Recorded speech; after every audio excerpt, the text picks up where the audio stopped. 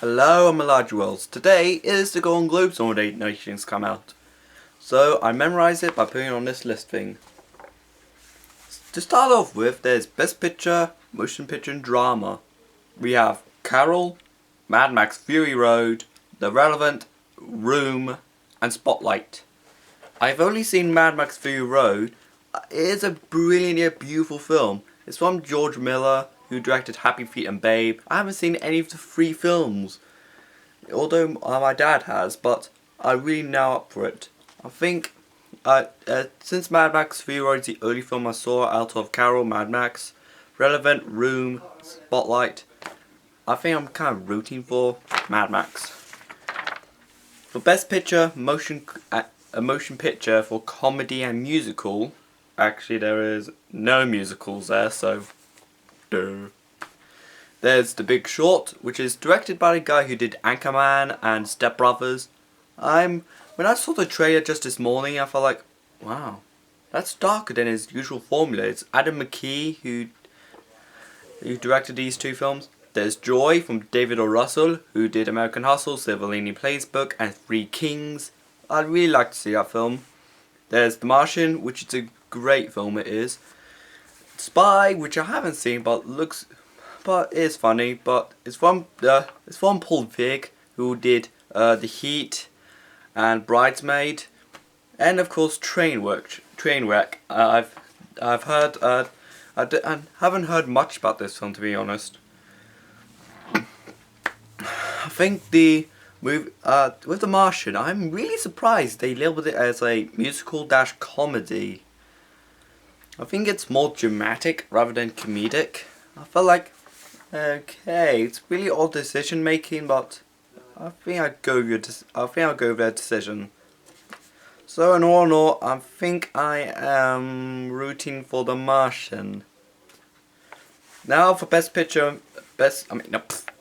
Actor in Drama, there's Bryan Cranston for Trumbo, Leonardo DiCaprio again for The Relevant, Michael Fassbender for Steve Jobs, Eddie Redmayne for Danish Girl, and Will Smith for Concussion. Yeah, with The Relevant, I heard they had one of the most nightmarish productions ever. Like, they had to move all the production from Canada to Argentina. They had to reshoot those scenes. They shot right in the middle of nowhere, and a kid, Leonardo DiCaprio had to sleep on dead flesh of an animal and eat raw animal bits. I'm not making this up. That's how they treated him. Well, I have only seen Steve Jobs, so you can now watch my review of it. Yeah, I can understand why they've chose Steve Jobs over Macbeth. I just don't know. Don't know. I think I would go, because I've only seen Steve Jobs, obviously Steve Jobs. For Best Actress in Drama, there is Cate Blanchett for Carol, Benny Lauren for The Room, Rooney Mara for Carol, Saoirse Ronan for Brooklyn, and Alistair Vikland for Danish Girl. Again, I have seen none of those films yet. There's Carol again, there's Carol, Room, Carol, Brooklyn, and Danish Girl. It's a toughie, this one. Ugh. I don't know. This choice will be a tad half-assed, but I'm choosing for Brie Larson for The Room. If you know, The Room is basically about a mother and his 5-year-old son who live in this small room, and they try to get out from that kidnapper. I've heard about this film, and it's a huge Oscar bait. I'd like to see that film. Now, page 2. Best Actor in Comedy and Musical. There's Christian Bale for The Big Short, and Steve Carell for Big Short again. There's Matt Damon for The Martian, Al Pacino for Danny Collins, and Mark Ruffalo in Indefinitely Polar Bear. Yeah, I see the Big Short. Now, wait a minute. Is it just me, or the people behind the voting just said, ooh, I like these two actors from this same film. Okay, ding ding ding ding. Yeah, there's Christian Bale who is having a bit of a big year at the moment. There's of course there's Terry Malick's Night of Cop, which is a film that should look good, but the movie's reviews have been mixed at the moment. There's Steve Carell after last year he fell to the dark side with the Foxcatcher, which earned him an Oscar nomination. There's of course Matt Damon in the controversially choiced for comedy that musical Martian. There's Al Pacino recovery from the obligatory Jack and Jill. There's Mark Ruffalo in a movie I never heard about, Indefinitely Polar Bear. Ain't there polar bears in this film? If so, is it a Martian Penguin sequel or another sequel to Golden Compass, which they pretty much scrapped all in one? My choice is Matt Damon for The Martian. I like to see Big Short now after I just read this thing.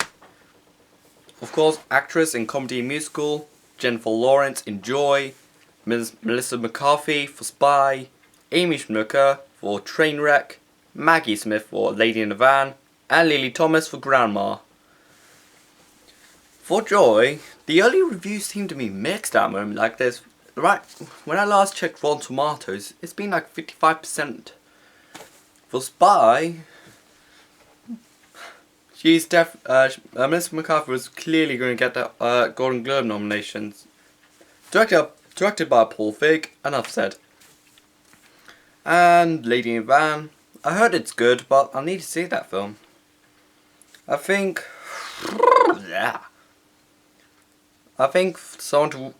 could be a possible three-way tie. My predictions: either Jennifer Lawrence for Joy, Melissa McCarthy for Spy, and Maggie Smith for Lady in the Van.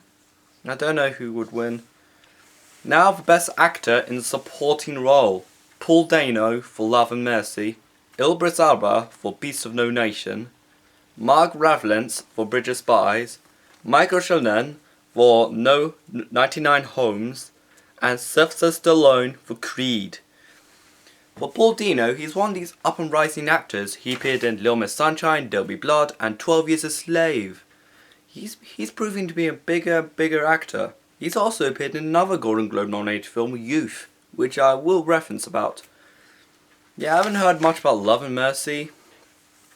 Again, down to Beast of No Nation. I heard it was really controversial how it got ran in cinemas, since it is distributed and production by Netflix, which you know as this streaming network that people put on Facebook like, just chilling and watching Netflix.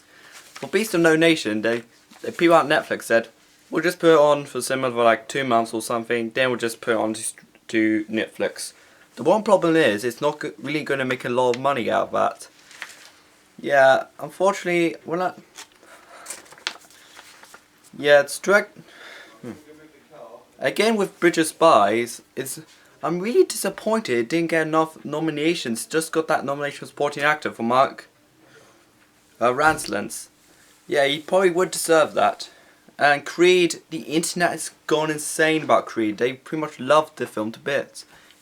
Yeah, with Michael B. Jordan, I heard people went against him for Fantastic Four, which pretty much earned horrible reviews. With Creed, it looks like it could be his potential comeback with Sylvester Stallone, who managed to avoid relatively, for this time finally doesn't be involved in pointless sequels like Expendables 3, Spy Kids 3D.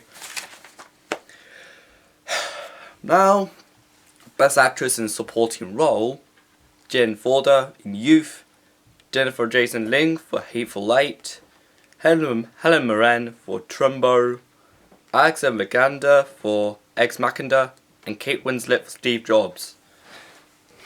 Again, I've only seen one film, which is obviously Steve Jobs. With Youth, I again like to see that film. Even my film study teacher wants to see that film. When I was just looking around MIDB website, like, I like to see that film. Okay. With Hateful Eight, I'll probably like to see it, but the one problem is Quentin Tarantino is known for these 18 rated films. I'm 17. All of his films are rated 18, like graphic violence, racist language, law language, drug taking, and probably some sex.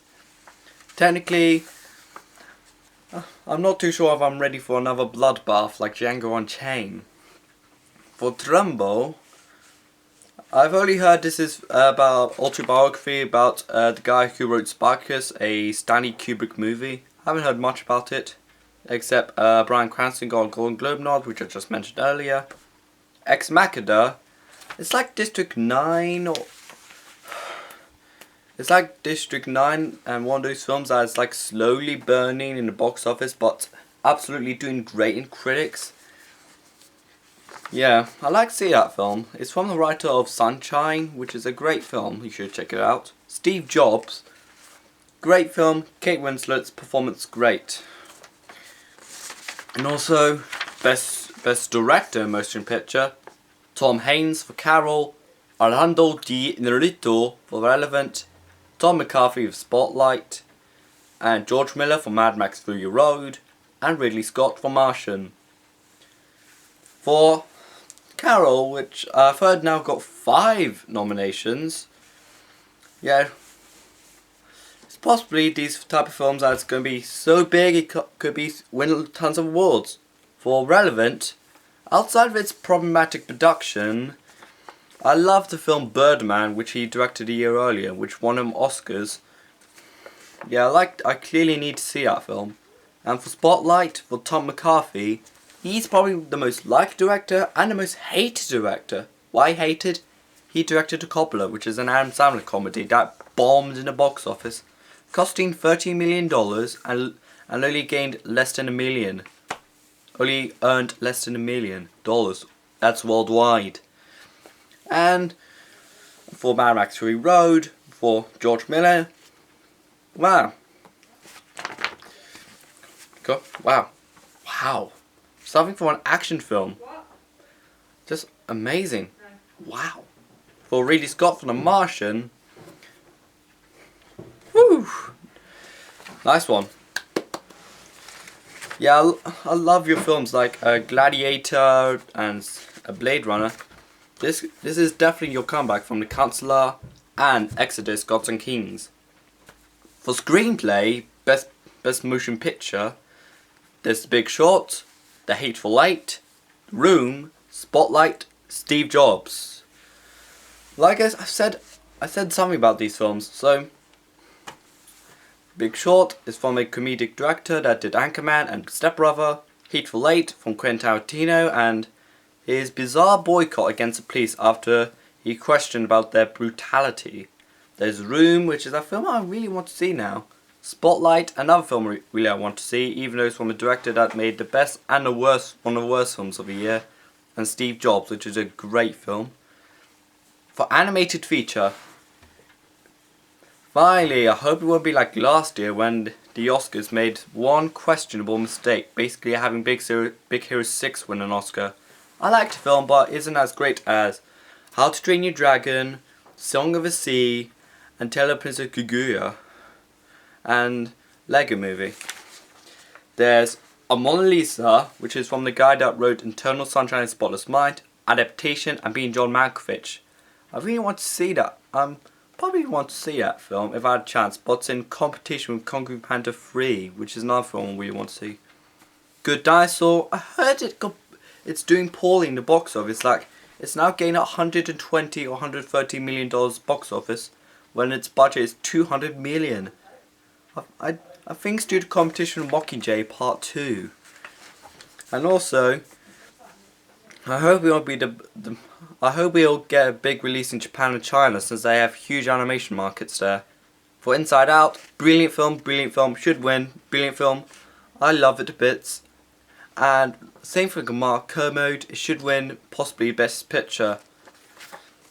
I hope Bridge of Spies should be nominated for Best Picture since it's my favourite film of the year. And of course Peanuts movie, which is a cute little film I really want to see. Should be innocent, should be cute, I should watch it for kids. Who knows? And there's Shaun the Sheep the movie. At least it did a better job than Tom and Jerry movie, basically where they keep their mouth shut for the majority of the film. It's a great film, very comedic, very cartoony. You should watch it. For foreign film, there's Brand New Testament, The Club, Flincher, Mustang, and Son of Soul. For Son of Soul, this is the only one I've generally heard of outside of any of the 5 categories. It's basically about during the World War II in the Auschwitz or the Holocaust. Basically, the person who cleans up the gas chambers pretty much found one of his sons there and tries to find out who did it. That's the plotting. That's all I've heard of. This movie could have potential, but who knows?